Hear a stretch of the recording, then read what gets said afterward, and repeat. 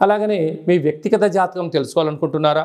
మీ పుట్టినటువంటి కాల సమయంలో మీకు తల్లిదండ్రులు పెట్టినటువంటి పేరు, డేటు, నెల, సంవత్సరం, సమయం వ్రాసి పంపించినట్లయితే 100 సంవత్సరాల జాతకాన్ని వ్రాసి సవివరంగా పంపించడం జరుగుతుంది. మీరు పుట్టినప్పుడు గ్రహ గమనాలు ఎలా ఉన్నాయి, ప్రస్తుతం ఎలా ఉంటున్నాయి, రాబోయే కాలంలో ఎలా ఉండబోతున్నాయో సవివరంగా సంపూర్ణంగా తెలియజేయడం జరుగుతుంటుంది.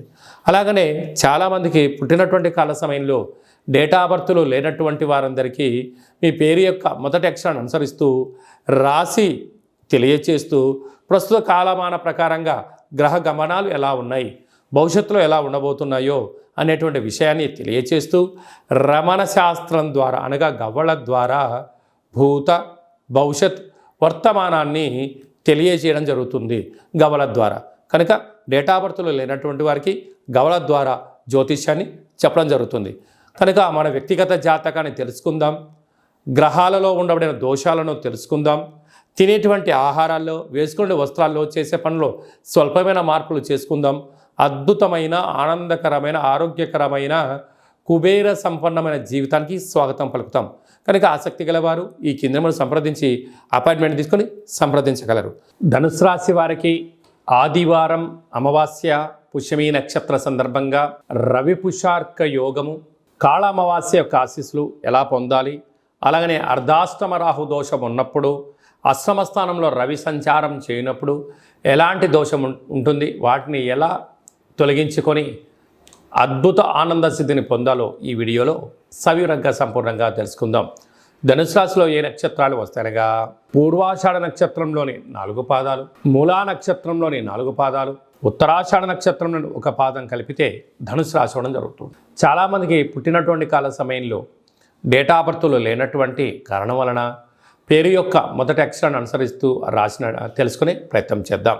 ఏ, యో, బా, బి, బు, ధా, బా, డా, బే అక్షరాల వారందరూ కూడా ధనుసు రాశి జాతకులే. ధనుసు రాశి యొక్క అధిపతి దేవగురు బృహస్పతి. కనుక వీరికి అర్ధాష్టమ రాహు, శని భగవానుడు ధనస్థానం వైపు వక్రగమన ప్రయాణం అవ్వడం, అష్టమ స్థానంలో రవి సంచార స్థితి ఉండడం వలన ఆదివారం అమావాస్య పుష్యమీ నక్షత్ర సందర్భంగా తెల్ల జిల్లెడు వృక్షానికి పూజ చేయడం, తెల్ల జిల్లెడు వృక్షం చుట్టూ ప్రదక్షిణ చేయడం, ఆ యొక్క పూజ చేసి దీపం పెట్టి ధూపదీప నైవేద్యాలు పెట్టిన తర్వాత అందులోంచి ఒక వినాయకుడు రూపం కలిగినటువంటి మొదల్ని వేరుని తీసుకుని వచ్చి బాగా కడిగి సింధూరాన్ని పూచి శ్వేతార్క వరసిద్ధి తంత్ర తాంత్రిక కాళభైరవ హోమ కార్యక్రమాన్ని చేసుకొని ఇంట్లో పెట్టుకున్నట్లయితే అద్భుతమైన ఆరోగ్యం, ఆనందం, జీవన విధానంలో మంచి మార్పులు, ఆరోగ్య సిద్ధి, ఆనంద సిద్ధి, ఐశ్వర్య సిద్ధి, అఖండ లక్ష్మీ కటాక్ష సిద్ధి కలిగి మీరు ఏదైతే అనుకుంటున్నారో అన్నింటా విజయం మీ సొంతమవుతుందని చెప్పి గమనించాలి. కనుక ఈ అమావాస్య అష్టమి తిథి ఎందున వీలైనంత వరకు మీ జన్మ నక్షత్రం రోజున అష్టమి అమావాస్య రోజున దూర వాయు జల ప్రయాణాలు పెట్టుకోవద్దు. వీలైనంత వరకు చర్చలు, సమావేశాలు, వ్రాతకోతలు, క్రయ విక్రయాలకు దూరంగా ఉండడం ఉత్తమోత్తం. యంత్రాలతో, ఆయుధాలతో దయచేసి సెలగాట మాడొద్దు. ఎలక్ట్రికల్, స్టవ్ సంబంధించినటువంటి ఆయుధాలు, వాహన ప్రమాదాలు స్వల్పంగా పొంచి ఉన్నాయి. తస్మాత్ జాగ్రత్త. ఇలాంటి కాల సమయంలో పక్షులకు ఆహారాన్ని ఏర్పాటు చేయడం, కాకులకు ఆహారాన్ని ఏర్పాటు చేయడం, కుక్కలకు పదార్థాన్ని ఏర్పాటు చేయడం వలన రుణ సమస్యలు, రోగ సమస్యలు, శత్రు సమస్యలను తొలగిపోతాయని చెప్పి గమనించగలగాలి. కనుక మౌనం, ధ్యానం, సూర్యారాధన, సూర్య ఆరాధన, సూర్య నమస్కారాలు మీకు అదృష్టాన్ని, ఆనందాన్ని తీసుకొచ్చి పెడతాయని చెప్పి గమనించాలి.